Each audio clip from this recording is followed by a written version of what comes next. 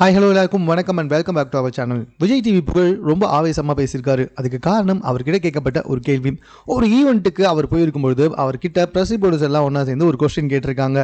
அதாவது இந்த திவாகரை பற்றி என்ன நினைக்கிறீங்க அப்படின்னு சொல்லிட்டு. யார் தெரியுமா திவாகர்? அதாவது முன்னாடி அந்த வாட்டர்மெலன் ஸ்டாருன்னு சொல்லணும்னு வச்சுக்கோங்களேன். இந்த திவாகர்ன்ற பேர்லாம் ஒன்றுமே கிடையாது. அது மட்டும் இல்லை, அவரை வாட்டர்மெலன் ஸ்டார்னே கூப்பிடக்கூடாது. தமிழ்நாட்டை ஏமாற்றிக்கிட்டு அவரையுமே ஏமாற்றிக்கிட்டு நடிப்பு கிறுக்குன்னு சொல்லி சுற்றிக்கிட்டு இருக்கார்ல, அந்த திவாகரை பற்றி தான் வந்துட்டு கேட்டிருக்காங்க. அதுக்கு உடனே பயங்கரமாக கோவப்பட்டிருக்காரு புகழ் அவர்கள். அவர்களாம் என்னங்க தகுதி இருக்குது, எதுக்காக சும்மா அவரை பற்றி கேள்வி கேட்டுக்கிட்டு இருக்கீங்க? வாழ்க்கையில் அவர்லாம் கஷ்டப்பட்டிருக்கவே மாட்டார் போல. அப்படி கஷ்டப்பட்டு இருந்தார்னா இந்த மாதிரிலாம் பேசிட்டு சுற்றவே மாட்டார். கஷ்டப்படுறவங்களை இவ்வளோ ஏளனமாலாம் பேசியிருக்க மாட்டார். சூரிய அண்ணாவை பற்றி அப்படி பேசியிருக்காரு. சூரிய அண்ணா ஆரம்பத்துலேருந்து எவ்வளவு கஷ்டப்பட்டு படிப்படியாக தன்னை உயர்த்திக்கிட்டு இந்த இடத்துக்கு வந்து சேர்ந்திருக்காரு தெரியுமா?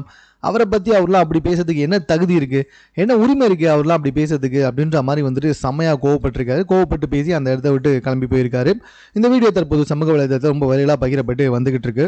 இந்த நடிப்பு கிறுக்கனை பற்றி யாரும் பேசாமல் இருந்தாலே வந்துட்டு ஆட்டோமேட்டிக்கலாக அவரே கத்தி கத்தி ஓஞ்சி போய் எங்கேயாவது காணாமல் போயிடுவார்.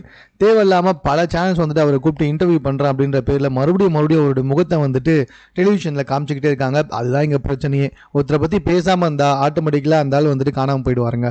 இவ்வளோ நடந்தோம், இவ்வளோ பிரச்சனை நடந்தோம், இன்னும் சில சேனல்ஸ் வந்துட்டு அவரை கூப்பிட்டு இன்டர்வியூ எடுத்து தான் உட்காந்துக்கிட்டு இருக்காங்க. ஏன் தான் தெரியல.